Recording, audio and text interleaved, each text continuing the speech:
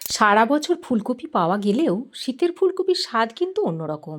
আর সেই ফুলকপি আর আলু দিয়ে যদি মাছের ঝোলের পাতলা রেসিপি তৈরি করা যায়, তো এই শীতের দুপুরে ধোঁয়া ওঠা গরম ভাতের সঙ্গে দারুণ জমে যায়। নমস্কার বন্ধুরা, তিয়াশাস রেসিপিতে সকলকে স্বাগত জানাই। আজ আপনাদের জন্য নিয়ে এসেছি দুর্দান্ত স্বাদের ফুলকপি আলু দিয়ে মাছের পাতলা ঝোলের রেসিপি, যেটা শীতের দুপুরে ধোঁয়া ওঠা গরম ভাতের সঙ্গে খেতে অনবদ্য লাগে। তাহলে চলুন দেখে নেওয়া যাক এই দুর্দান্ত স্বাদের আলু ফুলকপি দিয়ে মাছের পাতলা ঝোলের রেসিপিটা।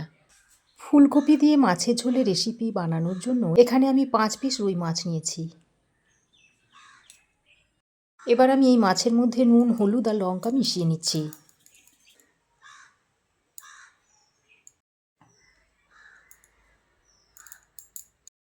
এবার নুন, হলুদ আর লঙ্কাটা মাছের গায়ে ভালো করে এভাবে লাগিয়ে নিতে হবে। মাছের দু সাইডে নুন, হলুদ, লঙ্কাটাকে ভালোভাবে লাগিয়ে নিতে হবে।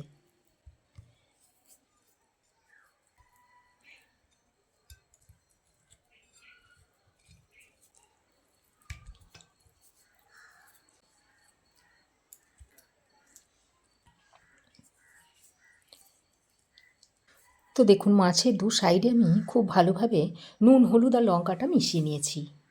এবার এটাকে এখন এক সাইডে সরিয়ে রেখে এবার আমি একটা মশলা তৈরি করে নেব। তার জন্য একটা বাটির মধ্যে নিয়ে নিচ্ছি 1 চামচ গোটা জিরে, দিচ্ছি 2টো শুকনো লঙ্কা, কিছুটা রসুনের কোয়া দিয়ে দিচ্ছি, আর 1/2 ইঞ্চ মতো আদার টুকরো এর মধ্যে দিয়ে দিচ্ছি। আর এখানে আমি একটা বড় সাইজের পেঁয়াজকে কুচিয়ে নিয়েছি। এবার এর মধ্যে থেকে অর্ধেকটা আমি এখানে দিয়ে দিচ্ছি, আর বাকি অর্ধেকটা আমি পরে ব্যবহার করব। আর সমস্ত মশলাগুলোকে একসঙ্গে করে বেটে নেব। তো দেখুন, মশলাটা আমি এরকম মিহি করে বেটে নিয়েছি। আমি শিলে বেটে নিয়েছি, আপনারা চাইলে মিক্সিতেও বেটে নিতে পারেন। আর আমি নিয়েছি আলু, 2টো মিডিয়াম সাইজের আলুকে আমি এরকম একটু লম্বা লম্বা করে কেটে নিয়েছি। আর নিয়েছি ফুলকপি, ফুলকপির ফুলগুলোকে এভাবে একটু টুকরো করে নিয়েছি। আর 2টো কাঁচা লঙ্কাকে চিড়ে নিয়েছি। এবার গ্যাসের ফ্লেম অন করে কড়াইটা বেশ ভালো করে গরম করে নিয়েছি। তারপর এর মধ্যে দিয়ে দিচ্ছি সর্ষের তেল। তেলটা খুব ভালোভাবে গরম করে নিয়েছি, আর কড়াইয়ের মধ্যে এইভাবে একটু স্প্রেড করে নিচ্ছি। তারপর যে মাছগুলোর মধ্যে নুন, হলুদ আর লঙ্কা মিশিয়ে রেখেছিলাম, সেই মাছগুলো কড়াইয়ে দিয়ে ভেজে নেব।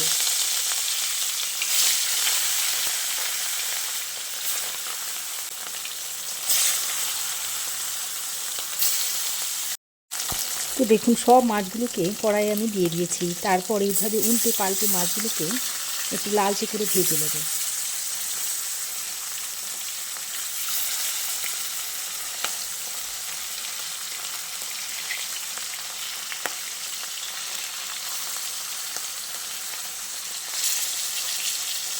অনেকেই বলেন যে মাছ ভাজতে গিয়ে কড়াইয়ে লেগে যায়। তো সেক্ষেত্রে যদি কড়াইটা খুব ভালো করে গরম করে তারপর তেলটা দিয়ে দেন, তারপর যদি মাছটা ভাজেন, তাহলে কড়াইয়ের গায়ে আর মাছটা আটকে যাবে না। ভাজা মাছ হলে আমরা একটু কড়া করে ভেজে নিই, তবে আমি যেহেতু ঝোলের মাছ ভাজছি, তাই খুব বেশি কড়া করে ভাজছি না, একটু হালকা করে মাছগুলোকে ভেজে নিয়েছি। এবার এই মাছগুলো তুলে নিচ্ছি।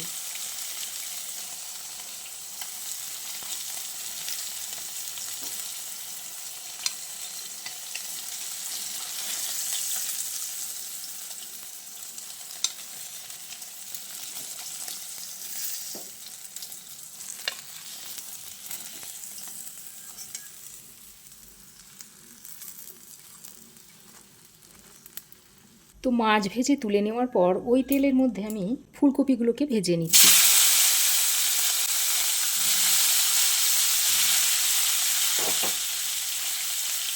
আর গ্যাসের ফ্লেমটাকে হাইতে রেখে ফুলকপিগুলোকে ভেজে নেব।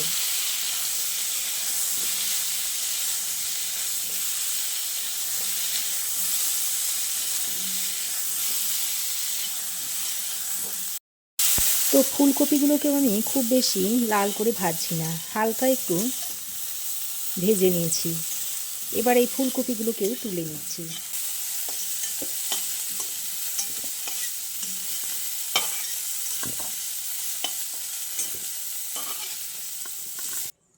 ফুলকপি ভাজা হয়ে গেলে কড়াইয়ে আরও একটু তেল দিয়ে দিচ্ছি। এবার আমি আলুগুলোকে দিয়ে একটু লালচে করে ভেজে নেব।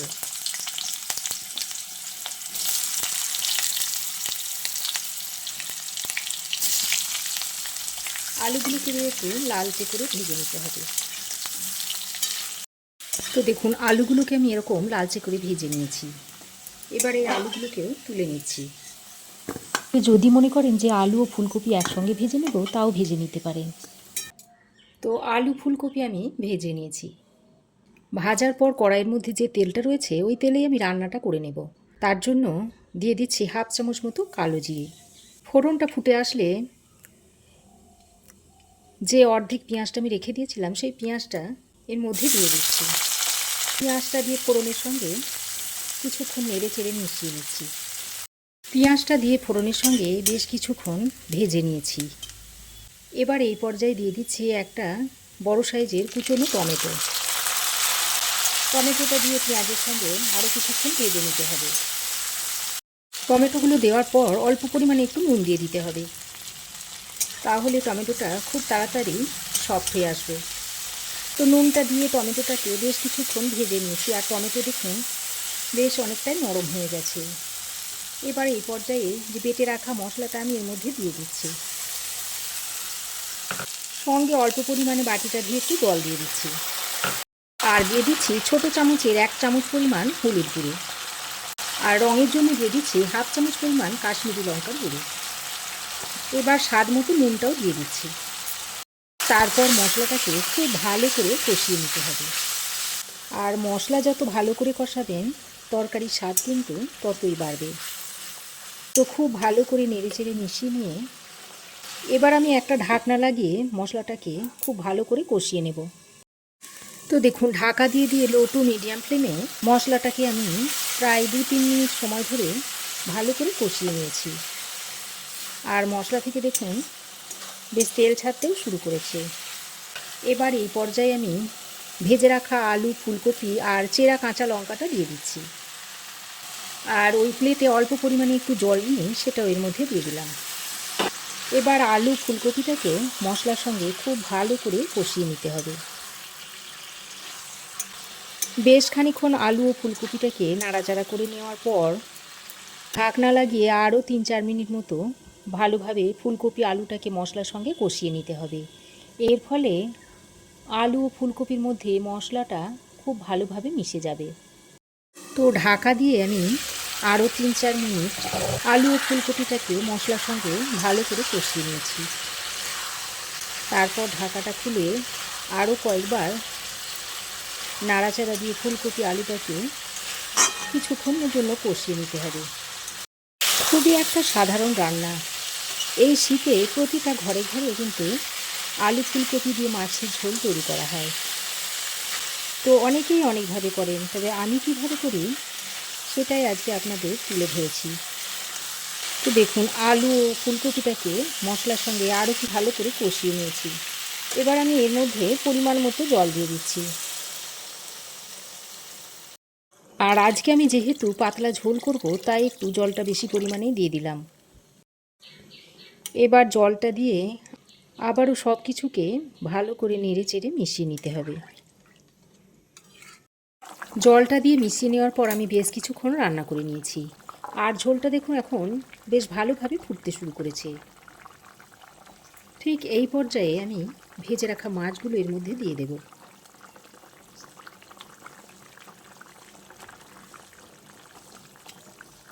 ভাজা মাছগুলো দিয়ে হালকা হাতে নেড়ে চেড়ে মিশিয়ে নিচ্ছি।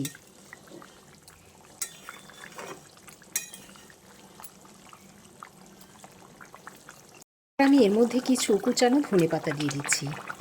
আর এই শীতের ধনেপাতা দিয়ে যদি রান্নাটা করা হয় তাহলে এখানে আর গরম মশলা বা ঘি দেওয়ার আর প্রয়োজন হবে না। তো ধনেপাতাটা দিয়ে আবারও ঢাকা দিয়ে 5-6 মিনিট মতো রান্না করে নেব। তো ঢাকা দিয়ে আমি আরও 5-6 মিনিট রান্না করে নিয়েছি। আর ফুলকপি আলু দিয়ে মাছের ঝোলের রেসিপিটা এখন দেখুন সার্ভ করার জন্য একেবারেই রেডি হয়ে গেছে। তো গ্যাসের ফ্লেম বন্ধ করে আরও 2-3 মিনিট স্ট্যান্ডিং টাইমে রাখার পর আলু ফুলকপি দিয়ে মাছের ঝোলের রেসিপিটা আপনাদের সার্ভ করে দেখাবো। তো আলু ফুলকপি দিয়ে মাছের ঝোলের রেসিপিটা আমি একটা প্লেটের মধ্যে সার্ভ করে দিচ্ছি। খেতে অসম্ভব টেস্টি হয়। এভাবে আপনারাও একবার বানিয়ে দেখতে পারেন। আশা করছি রেসিপি আপনাদের ভালো লাগবে।